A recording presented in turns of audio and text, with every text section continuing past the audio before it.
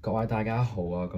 今日我非常之榮幸可以向大家嚟介紹我哋嘅創新展品啦，就係一款 AR 加 AR 嘅智慧嘅運動嘅手腕啦。佢係響應咗澳門嘅1+1嘅戰略，將佢大健康同埋高新科技啦。係以 STEAM 跨學科思維為核心嘅。而家我會以3個方面嚟介紹我哋嘅呢一個產品啦。首先佢係以一個技術方面咧，係從呢一個傳感器嚟實時嘅監測啦，結合 AI 嘅算法啦，嚟呢個精準識別你嘅動作啦，跟住嘅規範性啦，反饋即時矯正啦。用戶咧可以掃描呢一個手腕，可以觸發一啲嘅 AR 嘅動畫啦。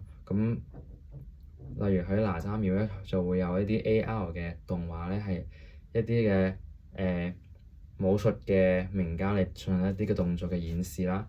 然後咧，第二咧就係個應用嘅場景上邊嘅一個方面，係佢係可以同時服務於運動員同埋一個嘅觀眾嘅。運動員當然就係優化訓練啦。觀眾咧就可以通過手機嘅 App 咧嚟參與一啲 AR 嘅互動啦。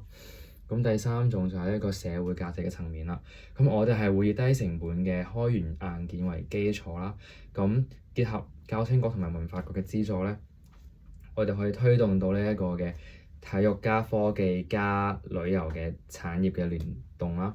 係以本土化為支點嘅，可以助力青少年跨學科能力嘅培養嘅。